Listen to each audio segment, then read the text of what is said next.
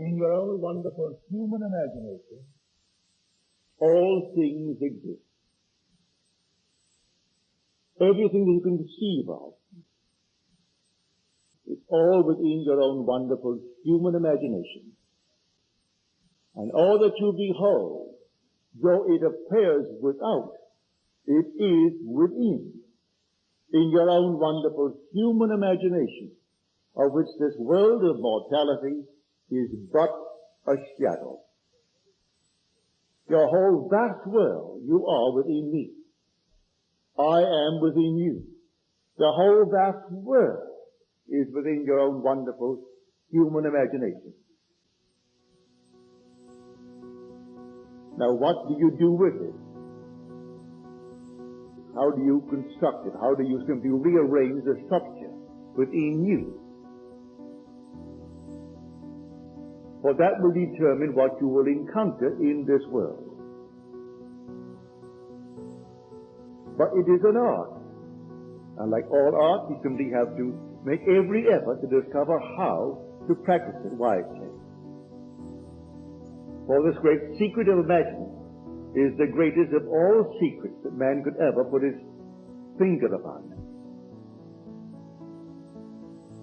Now here, let us take a few simple approaches to it.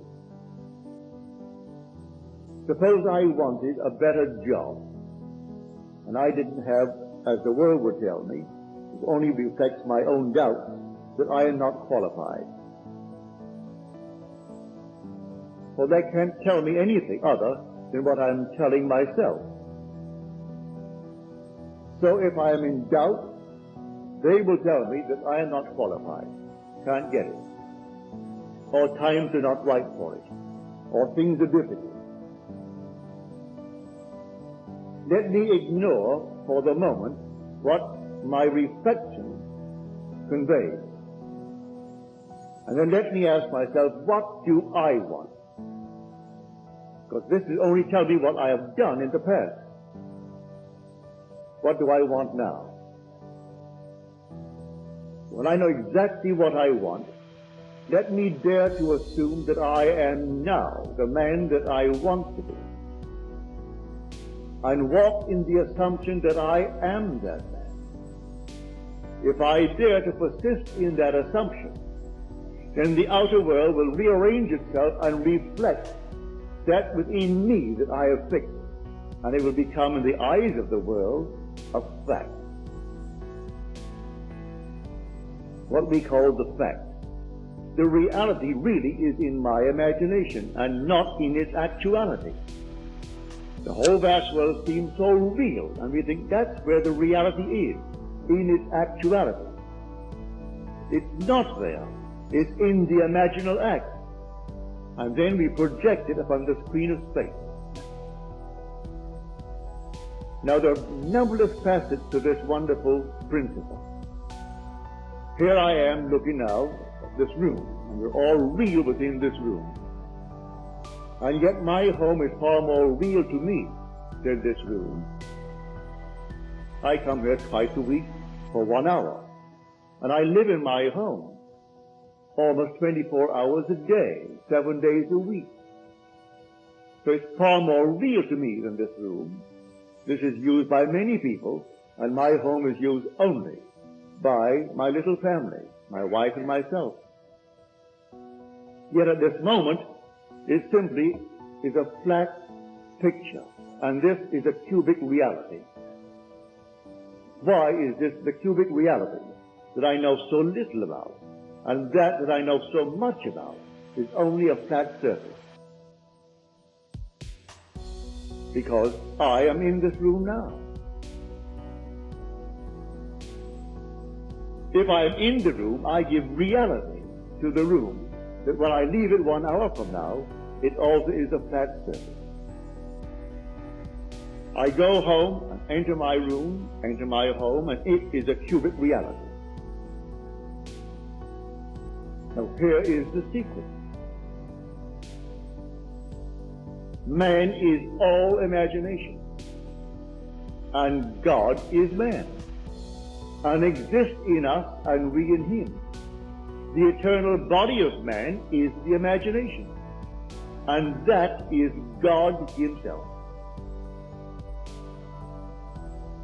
Being all imagination, I must be wherever I am in imagination.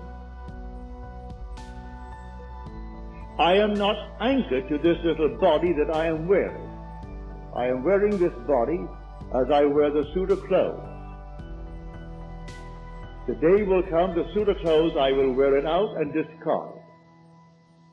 I will wear out this little body and discard it. But my immortal self is my own wonderful human imagination. And I am not confined to the garment that I am wearing that it may be seen in the world. I can sit down in a chair and assume that I am elsewhere. And if I dare to assume that I am elsewhere, I make it real and give it all the tones of reality, I am where I am assuming that I am. How will I know that I am there? Well, think of the world, that's all I do. If I dare to assume that now, this very moment, I am in New York City, how do I know that I am there? You say that I am all imagination, and I must be wherever I am in imagination. Well, how do I know that I'm really there? Well, let me think of the world. Do I see Los Angeles around me? Am I standing on it? Well, then I am not in New York City. If I don't see Los Angeles 3,000 miles to the west of me, I am not in New York City. For were I in New York City, I would have to see Los Angeles 3,000 miles to the west of me. For motion can be detected only by a change of position relative to objects. Well, now, if I feel that I've actually moved, well, then let me actually see it in my imagination relative to the former state. I do the same thing concerning going up in the social world, or the financial world, or the intellectual world. Today, my friends know me as a certain person. Suppose I desire to transcend that person. Would they know me the day I transcend it, or in the not distant future after I transcend it? They would, if they're my friends. We're in contact. I would be the same friend, but they would see me differently. Now let them see me differently. I dare to assume that I am now the man that I want to be. Whether it be a financial gain, or social gain, or any other kind of gain. My friends would know it, well then, let them see me. All in my imagination. I rearrange the structure of the mind, and I fix it. As I fix it by sleeping in that assumption as though it were true. Well then, in time, if this principle is true, that all things must bring forth after their kind, I'm planting a new seed. That is the seed spoken of in Scripture. I must not deceive myself, because God in me, which is my own imagination, is not mocked. If I dare to assume that I am the man, that at the moment of the assumption, reason is denying, and my senses deny, but I dare to assume and persist in that assumption, well then, if this principle is true, that all things come forth after their kind, then I shall produce the fruit of that seed. I have done it a number of times. So I tell you, I am speaking to you from experience. I do it not only for myself, I do it for my friends. I call you friends. There is no charge to it, not one penny. Simply a friend would say to me, hear good news for me. Well, it takes a little time, practically no time, to hear good news for a friend. I take his request, and then, to the best of my ability, I lift it to the state of vision, so that I can actually feel him or hear him tell me that things are as he desired them to be when he spoke to me. Well, I call you friends. You come here and you listen to the things that I have experienced concerning God's law and God's promise. To whom should you turn if you can't make it work for yourself? But the one who is telling you. I never tire of hearing good news for people. So I can actually hear that you are what you want to be, or that things are as you desire them to be. It costs nothing, costs you not a nickel. And as far as time goes, that's what my time is for. As the revelation came, you must stop spending your thoughts, your time, and your money. Everything in life must be an investment. So I must invest my time. So sit down and hear that you're telling me good things about yourself. That is a wise investment of my time. Now, how am I doing it? I'm doing it with my thought. That's a wise investment of my thought. It is now symbolized in the earthly gain called money. There's no money transacted between us, interchange between us, but the money is the symbol of gain or security in this world. So I'll take the thought. You voiced it. You said, let me hear, or you hear for me that I am this, that, or the other. Then I simply sit quietly. It doesn't take me long.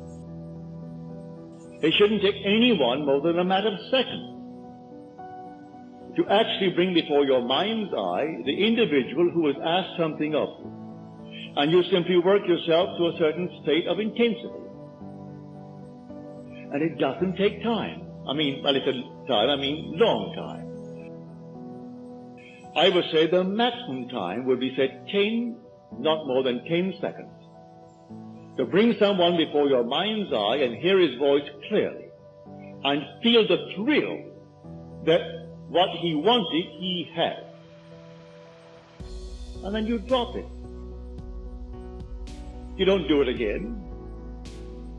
That is an actual creative act. At that moment, you planted a seed. Where? In your own wonderful imagination.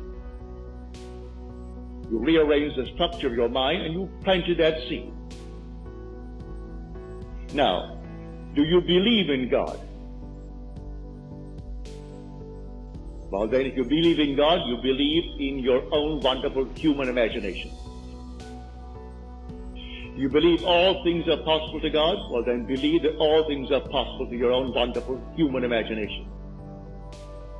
That imaginal act will now externalize itself in the world, and she or he or they will bear witness to the truth of what you have done. That is God's law. Now, the vision has its own appointed hour. It ripens and it will flower. If it seems long to the one who asked it of you, don't be concerned. Don't let him disturb you. You simply wait. For it is sure and it will not be late.